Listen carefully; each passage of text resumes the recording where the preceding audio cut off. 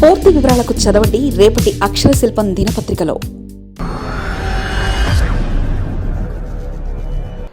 That is CM Revanth Reddy. తెలంగాణలో Revanth mark రాజకీయం, దూకుడుకు కళ్ళెం వేస్తున్న సవాళ్లు, నెక్స్ట్ లెవెల్ వ్యూహాలపై చర్చ, ప్రజాపాలన వర్సెస్ రాజకీయ వ్యూహాలు, సొంత పార్టీలో సమన్వయ లోపం, ఢిల్లీ పర్యటనలు, అధిష్టానం అండదండలు. తెలంగాణ రాజకీయ ఎన్నికపై ముఖ్యమంత్రి రేవంత్ రెడ్డి తనదైన ముద్ర వేసేందుకు శతవిధాలా ప్రయత్నిస్తున్నారు. అధికారం చేపట్టిన నాటి నుండి నేటి వరకు ఆయన తీసుకుంటున్న నిర్ణయాలు, చేస్తున్న వ్యాఖ్యలు రాష్ట్ర రాజకీయాల్లో ప్రకంపనలు సృష్టిస్తూనే ఉన్నాయి.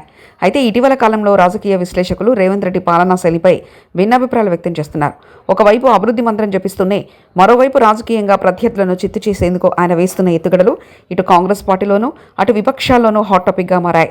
ముఖ్యంగా పాలనలో తనకంటూ ప్రత్యేక గుర్తింపు తెచ్చుకోవాలనే ఆతృత రేవంత్ రెడ్డిలో స్పష్టంగా కనిపిస్తుందని విశ్లేషకులు అభిప్రాయపడుతున్నారు. రేవంత్ రెడ్డి ముఖ్యమంత్రిగా బాధ్యతలు స్వీకరించినప్పుడు ప్రజల్లో భారీ అంచనాలు నెలకొన్నాయి. 6 గ్యారెంటీల అమలు ద్వారా పేద వర్గాలకు చేరువ కావాలని ఆయన నిరంతరం శ్రమిస్తున్నారు. అయితే పాలన కంటే రాజకీయ వ్యూహాలకే రేవంత్ ఎక్కువ ప్రాధాన్యత ఇస్తున్నారని విమర్శలు గట్టిగా వినిపిస్తున్నాయి.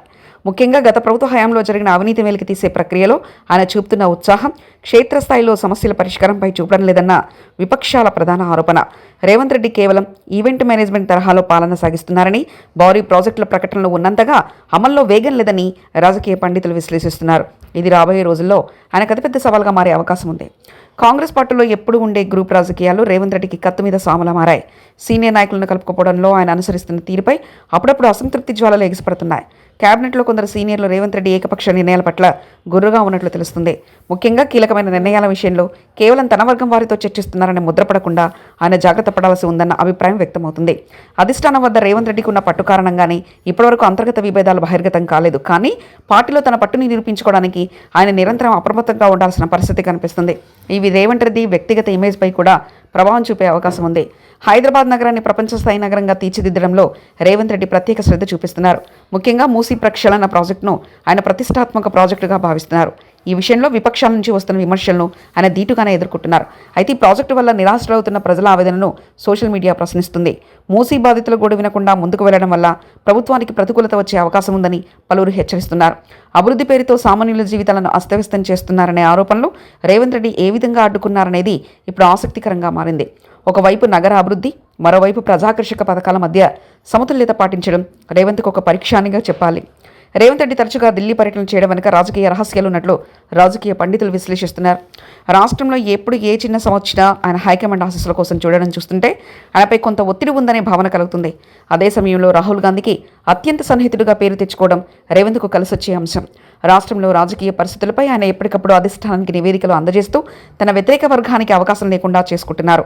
అయితే ఢిల్లీపై అతిగా ఆధారపడడం రాష్ట్రంలోని ప్రాంతీయ నేతలకు రుచించడం లేదని రాజకీయ వర్గాల్లో చర్చ జరుగుతుంది. ఇది భవిష్యత్తులో రేవంత్ రెడ్డి పీఠానికి ఎటువంటి పరిణామాలు తీస్తుందో వేచి చూడాలి. మొత్తానికి రేవంత్ రెడ్డి పాలన ప్రస్తుతం ఒక కీలక దశలో ఉంది. ఒకవైపు ప్రతిపక్ష బీఆర్ఎస్ తన ఉనికిని చాటుకోవడానికి ప్రయత్నిస్తుండగా మరోవైపు బీజేపీ రాష్ట్రంలో బలపడాలని చూస్తుంది. ఈ రెండు పార్టీలను ఎదుర్కొంటూనే కాంగ్రెస్ పార్టీని క్షేత్రస్థాయిలో బలోపేతం చేయడం రేవంత్ ముందున్న లక్ష్యం. రేవంత్ రెడ్డి తన దూకుడును తగ్గించుకోకుండానే మరింత సంయమనంతో వ్యవహరించాల్సిన అవసరం ఉందని ఆ పార్టీ నేతలు హితో పలుకుతున్నారు. కేవలం ఆరోపణలు, విమర్శలకే పరిమితం కాకుండా ప్రజలాశిస్తున్న మార్పును క్షేత్రస్థాయిలో చూపిస్తేనే ఆయన మాస్ లీడర్గా చిరస్థాయిగా నిలిచిపోతారని విశ్లేషకులు సూచిస్తున్నారు. మరిన్ని కథనాల కోసం సబ్స్క్రైబ్ చేసుకోండి మీ అక్షర శిల్పం. పూర్తి వివరాలకు చదవండి రేపటి అక్షర శిల్పం దినపత్రికలో.